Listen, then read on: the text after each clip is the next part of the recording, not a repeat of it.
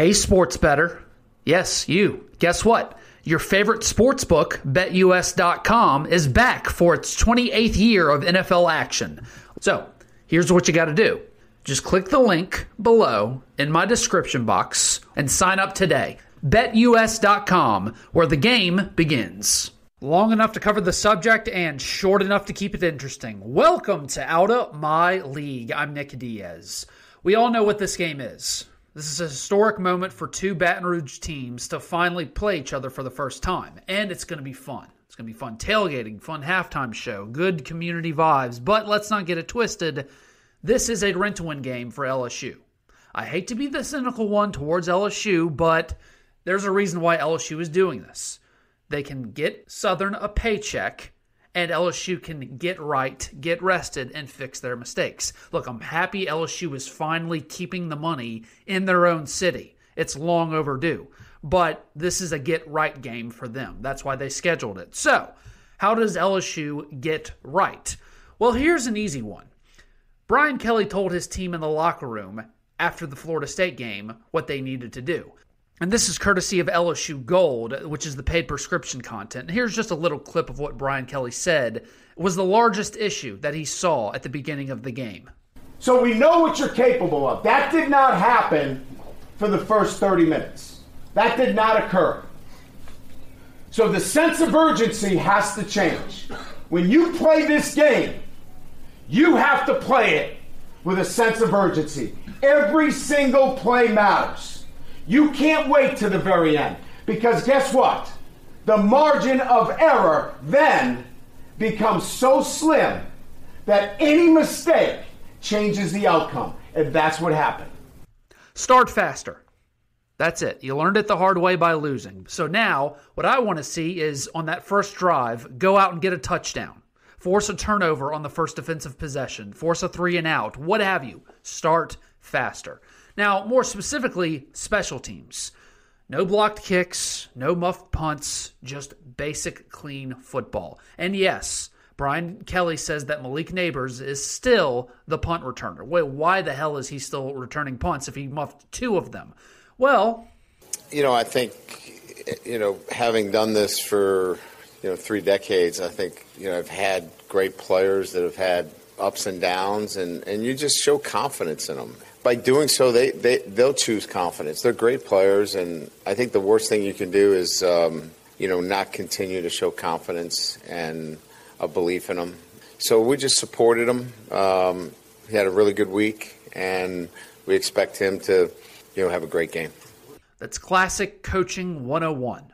It's about balancing your players' ego. When your players are winning and the whole world tells them how great they are, that's when you turn into a little bit more of a hard ass. Balance the ego. When your players lose and are down on themselves and the whole world is telling them that you suck, that's when you pick them up. That's when you love them up a little bit. You don't punish them.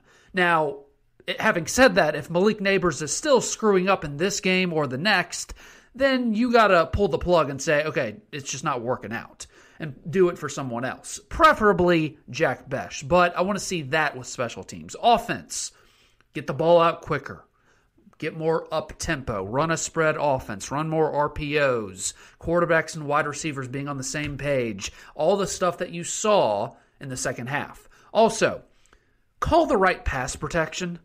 I mean, Garrett Dellinger and Jaden Daniels were calling the wrong pass protection against Florida State. It wasn't necessarily just getting beat up front. And the reason was because Florida State's defense was showing a lot of exotic looks that was confusing the new center and the new quarterback. The good news is Southern does the same thing with their defense. It's an aggressive style of defense. They bring pressures, and again, there were times that we didn't handle the pressures as well. So, we're going to have to prove that we can do that because they certainly have brought a lot of pressures, and they have some athletes that can run and be disruptive. So we're quite aware of that and, practiced accordingly. So now you get to practice live reps against a team that does the exact same thing that Florida State does. Exotic looks, aggressive blitzes. You get to get that right. Offensive line. I want to see, do they shuffle some people around? Maybe you get a new right tackle? Maybe. Now the question becomes, do you change that lineup now to risk continuity? Or do you change the offensive line now and potentially get a better offensive line even though it still doesn't have the same continuity as the one you had last week? My simple answer is, if something is inevitable, why not make it imminent? If Cam Wire, as a senior, who at this point is physically outmatched in pretty much every game I've ever seen him in, then it ain't going to get better anytime soon. You're eventually going to get so frustrated and you're going to say, screw it, I can't take this anymore. And it's going to happen in October, it's going to happen in maybe in November, and you're going to shuffle the offensive line later this season. I say do it now. Get it over with ASAP. If something is inevitable, then make it imminent. Maybe you move Frazier, who played a lot of tackle at FIU last year. Move him to right tackle because he doesn't really look like a guard to me. Maybe you move Bradford out to right tackle and bring in Miles Frazier, whatever. But do it now. That's just my opinion. I want to also see commitment to the run game with the running backs over and over and over again, even if you don't get it at first. Not with the quarterbacks, but with the running backs. You cannot have an offense where the quarterback is taking most of the hits, whether it's designed runs or whether it's scrambling around on pass plays. That's not sustainable. Also, with that being said, Nussmeier needs to get a lot of reps in the second half of this game because Jayden Daniels, with that offensive line, he's going to take a lot of hits. It's going to continue on this season, which means you are one play away from Nussmeier just having to go in an emergency situation. So, because of this, you need to get him a lot of reps against Southern and against New Mexico 2 weeks from now before you hit the meat of your schedule where the defenses get tougher and Jayden Daniels gets more and more hits. Now, on the defensive side, I'm going to be honest with you. I only really need to see two things. Third down defense, obviously, and tackling. Just good, clean tackling. Now, when you practice the way Brian Kelly wants to practice, which is keeping guys safe and away from injury, tackling will be an issue. It's just part of it now. It's part of the game of football today. But tackling can also improve as the season goes along because you're practicing it essentially in games. I've seen plenty of teams improve tackling in season because they don't do it in practice as much as they do in 4 quarters of a game every week. So the old myth of, well, you can't practice tackling in season, so therefore you will suck at tackling all season long. I see teams improve on this. I've seen Dave Aranda's defenses at LSU improve on that. Brian Kelly has taken the approach of, we'd rather have more healthy guys during fall camp and get better at tackling during the season than be better at tackling but have a bunch of injuries to start the season. Which one's better? Which one's worse? I don't necessarily disagree with what Brian Kelly's done, especially considering that you lack depth on this team. Now, you won't get any credit for this game if you blow Southern out. You won't. You will get a lot of shit thrown at you if you don't blow them out. So it's sort of a lose-lose situation. But LSU fans, I'll say this again, and I'll keep on saying this all season long, enjoy seeing this team improve.